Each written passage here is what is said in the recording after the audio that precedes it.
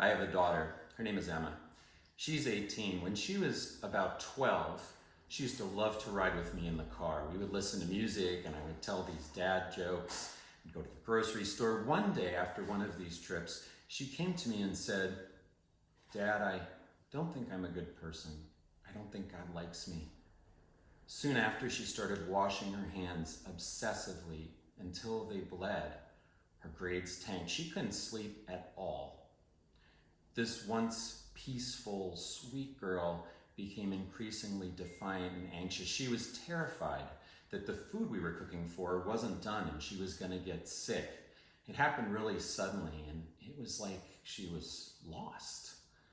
So my wife Ellen and I had been physicians for about 20 years at this point. We had never seen anything like this, and so we hit the books. A few days later, about 10 o'clock at night, Ellen came to me and handed me this medical article and said, "I think Emma has pandas."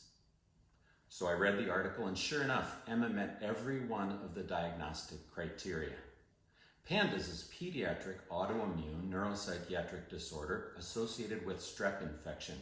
So these kids will get an innocent enough infection like strep throat, and their immune system, rather than just attacking the bacteria, will attack a portion of their brain, giving them all of the symptoms Emma had and more. So the next day I picked up the phone and I called the head of pediatric infectious disease at our local children's hospital, and he said, "PANDAS doesn't exist. I can't help you. Good luck." So we kept looking and finally found a physician in New York State who took care of children with difficult neuropsychiatric disorders like PANDAS.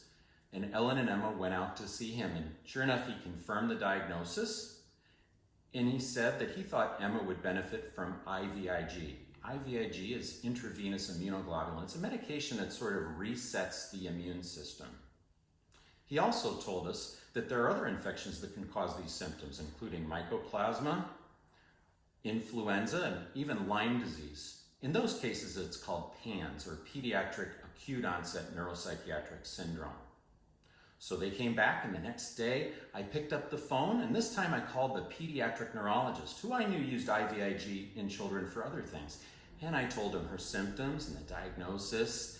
And not only did he say PANDAS doesn't exist, he adds, "It sounds like she just needs to be put into a locked psychiatric facility and given antipsychotic medication."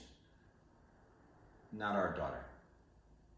We don't give up. That's what you do when you have kids. So we kept looking, and we found a physician who treated her appropriately. And 4 days after getting IVIG, our amazing daughter was back. Her symptoms were gone.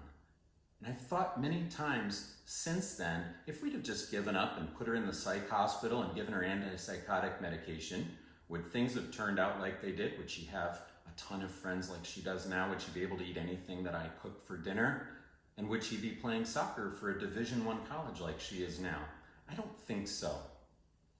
Look, thousands of children around the world are disappearing, and I'm not talking about custody disputes or child sex trafficking. It's from PANS and PANDAS, and I refuse to believe that the best we have to offer these children is just to slap a diagnosis on them and throw medication at them, or worse yet, lock them in a psychiatric facility. We need to find the root cause of what's going on. When Emma got better, Ellen and I dedicated ourselves to never letting this happen to anyone else again. We developed a very successful 5-step process to help these children heal, and since then, we've healed hundreds of these children and families. We've discovered something. The most significant contributing factors to child neuropsychiatric disorders and adult mental health, by the way, are infections and toxic exposures. It's easy to look at the two physicians in our story as the enemy, but the enemy is actually medical mediocrity. We need to dig deeper, and we need to understand that brain inflammation and immune dysfunction from toxins and infection are the primary cause of these problems, and by addressing them, we can bring these children back and restore these families, and that is the future of health.